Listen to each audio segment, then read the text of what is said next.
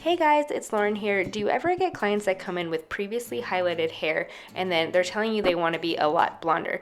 Sometimes they think intuitively, oh, well, my hair already has blonde in it, so it must not be that difficult to make it lighter. But in reality, I feel it's very hard to navigate around previously highlighted hair, especially when the root natural color is so dark. There's such a big range in between the two. So I'm going to show you exactly how I achieve this look. So make sure you subscribe for more free content. So today I'm doing hair outside. I'm up in Coeur d'Alene, Idaho visiting my sister who lives up there, and it was such a beautiful day, so I decided let's do it all outside. So I'm going to be mixing two different lightening formulas, and that's going to be Wella Blondor 10 volume and Wella Blondor 30 volume. So I actually cut hair a few different times when I'm doing a lightening process, and the first round is pretty much just to get the bulk out, so that way I'm not coloring hair that I'm going to just be cutting off later.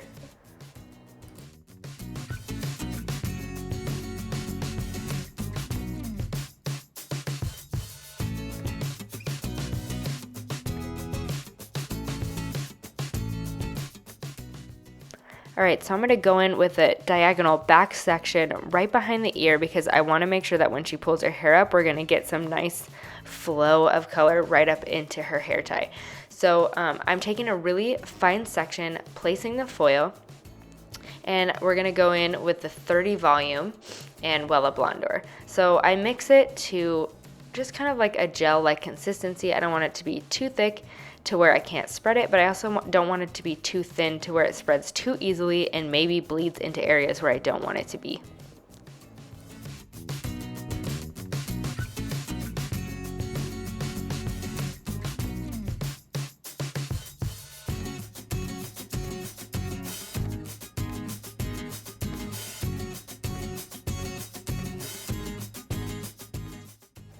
If you feel like your tease kind of comes out really easily, you can just kind of place a clip and slide it up. Make sure the clip is kind of loose though, you don't want to pull the client's hair.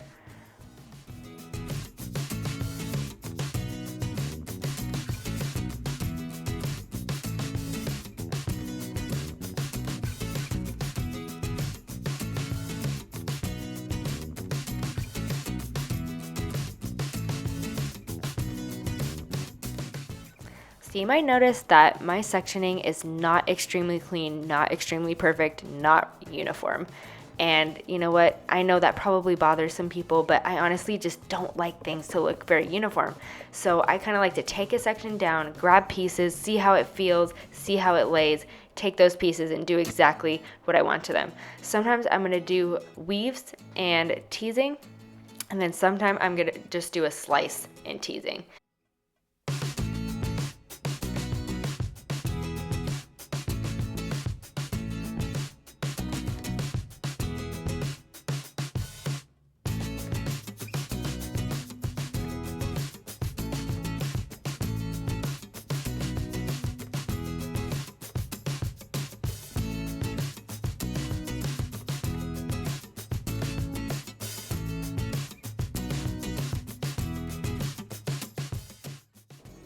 So the reason I don't separate the hair down the middle and do everything on one side and then everything on the other side is because I just really don't want it to all kind of come together and touch the middle. So I do more of like a brick lay pattern across the entire back section.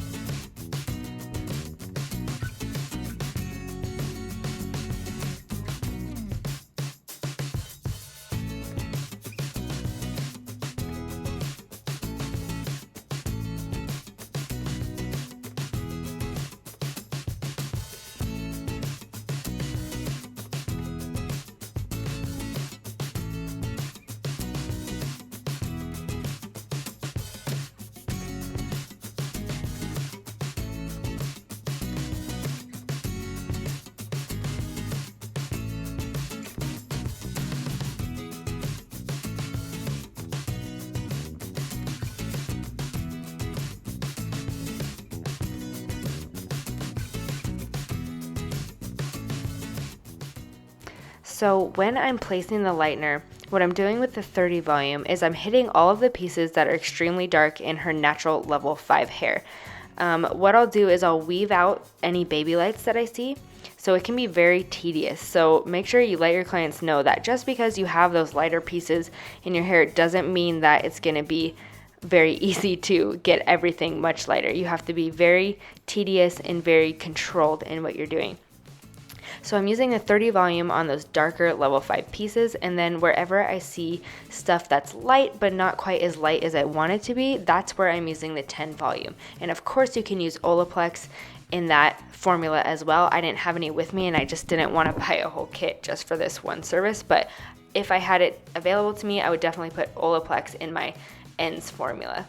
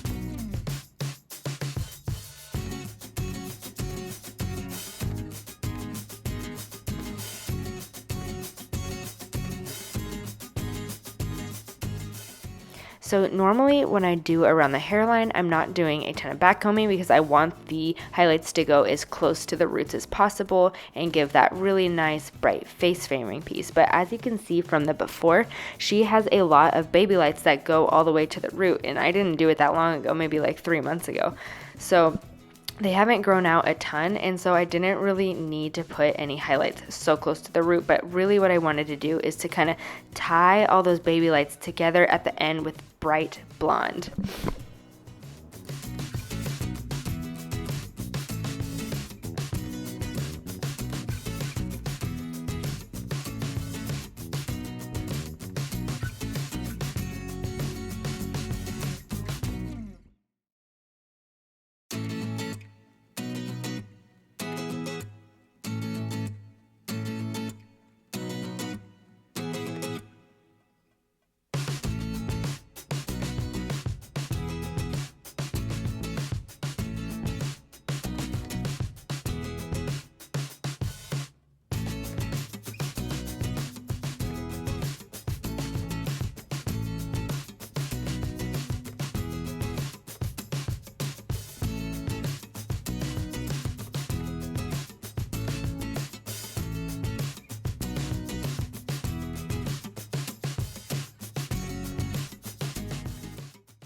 This process takes a very long time, so as you go, you want to make sure you're checking the back and making sure nothing is over processing, especially around the neckline because it does produce a lot of heat back there because it's so close to your body and so close to your head. So you just want to keep that in mind And if there's any pieces that you feel like are done, take the lightener off as quick as possible.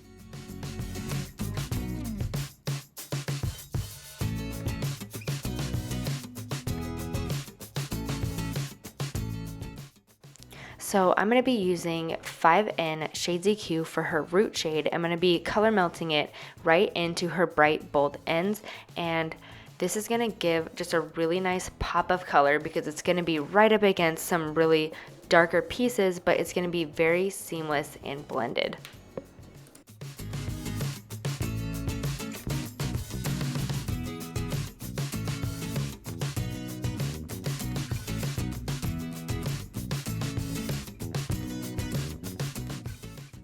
So after I apply maybe 1 to 3 sections, I go in with a comb and just kind of drag it down a little bit to make sure that we're blending out any harsh lines, and it kind of creates a smooth transition into those brighter bold pieces at the bottom.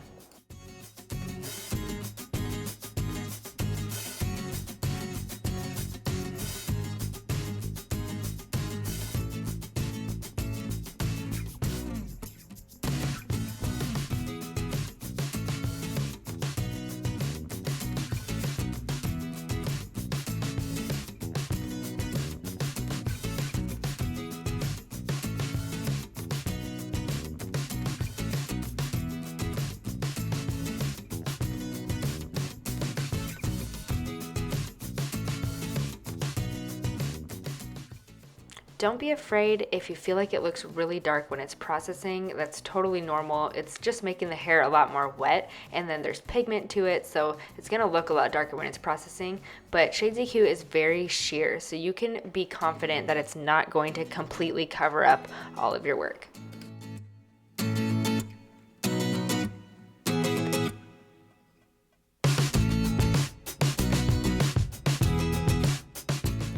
And then for her Midshaft, I did 9N, 9V, 9G in Shades EQ, and that was equal parts. And then for the very, very ends, I just added whatever was left in the bottle, I added exactly that amount in clear to make sure that it dilutes it and make sure that the ends stay nice and bright, shiny, and glossy.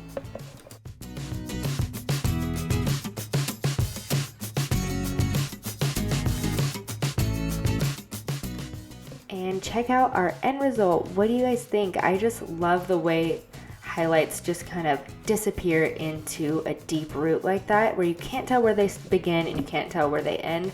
That is just my favorite. And then you also have a little bit brighter around the face, really nice pop of blonde on the bottom, and that deep root shade just created a really nice dimension, but it's still seamless because of the application. So if you used any of the tips and tricks that you learned here today, make sure to tag me on Instagram and I'll be sure and check it out. If you want to binge watch more hair tutorials, click on any of these videos. I do so much free education for you guys, so make sure to subscribe for more free content. And then also I have my online training, which I'll link below, and don't forget you get 10% off for being a YouTube subscriber. Thanks so much for watching, guys, and I'll see you in the next video.